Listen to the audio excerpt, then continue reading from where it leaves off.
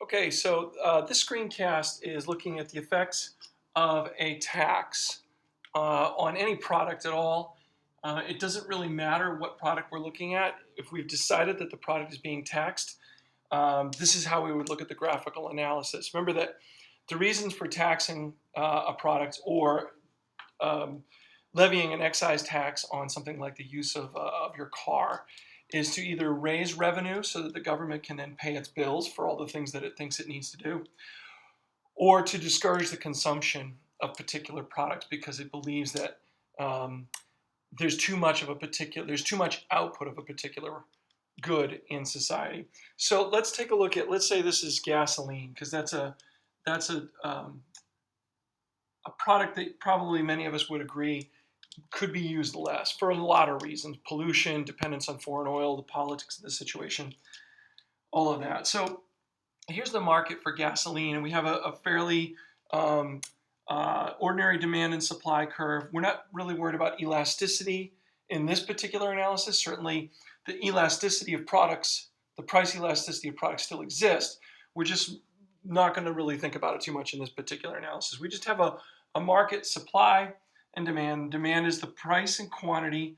It shows how much gas the market is willing to purchase at particular prices. The supply shows how much gas the producers in the market are willing to sell at particular prices. And market dynamics brings us to a price and quantity at equilibrium, that is P EQ and Q EQ. So far, so good. Nothing really new here. Now, what if we were to put a tax on the gasoline? Let's say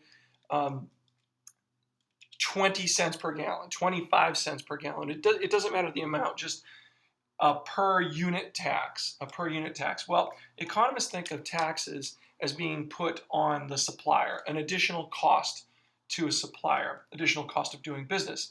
Whenever costs increase for suppliers, they will shift their supply curve to the left.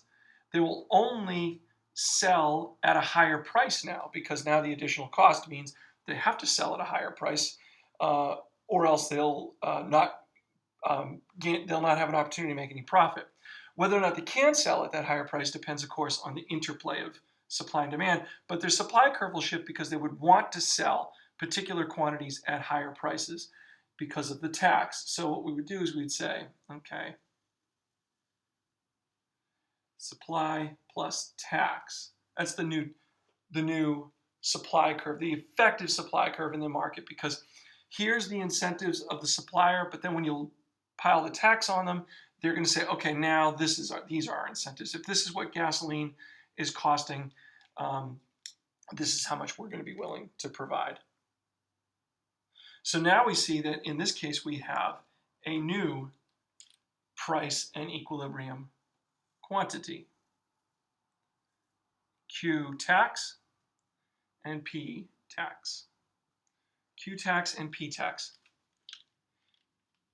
Did we reduce the amount of gas being consumed? Yes, we go from QEQ to Q tax. What happens to producers' revenue? Well, it's tempting to think that the producer's revenue is now Q tax times P tax because, well, quantity times price. But remember, this is not all their revenue. The tax that they collect has to be sent off to the government. The tax is equal to the distance between the supply curve initially and the supply curve with the tax. This is the tax. So actually what we see in this scenario here is that the supplier only gets price to supplier with tax. They're only going to get this price, right? Because this is their supply curve. They're only selling this much here at this price. All of this price is actually tax. All of this price is actually tax. What happens when you put a tax on gasoline?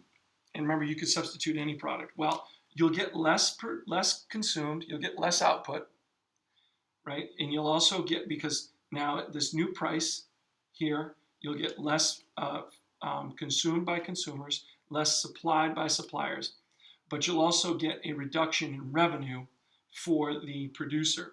the producer isn't going to get the tax. Remember the tax here, and I'll shade the tax in red. All of this revenue is not revenue to the supplier, it's revenue to the government. Who gets hurt by the tax? Well, producers certainly get hurt by the tax. People selling gas, they're selling less at what to them is a lower price, this price. Are consumers hurt? Yeah, they're paying a higher price than they would pay at equilibrium, and they're getting less gas. They're getting less gas at a higher price. Both consumers and producers are hurt with the tax. However, who is benefiting from the tax? Well, we could say the government is benefiting, it's collecting revenue. It's collecting revenue from the tax.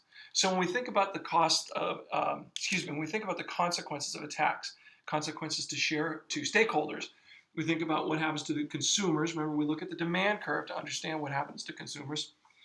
What happens to suppliers? We look at the supply curve, producers or supply curve. And then we have to think about, well, the government is taking its piece here. Now, does anybody benefit? Well, you could say yes. Besides the government, society benefits. Less gas is being consumed. And that was a goal in the first place. You could say that this revenue is now going to build new roads, and there's a benefit. So we're happy to have new roads built. So it's not that taxes are strictly negative. In fact, taxes in many ways are quite positive. But when we look at the effect in the market, right, in the market itself, we see producers sell less at a lower price, consumers buy less at a higher price, and then the government takes this big chunk here in the middle.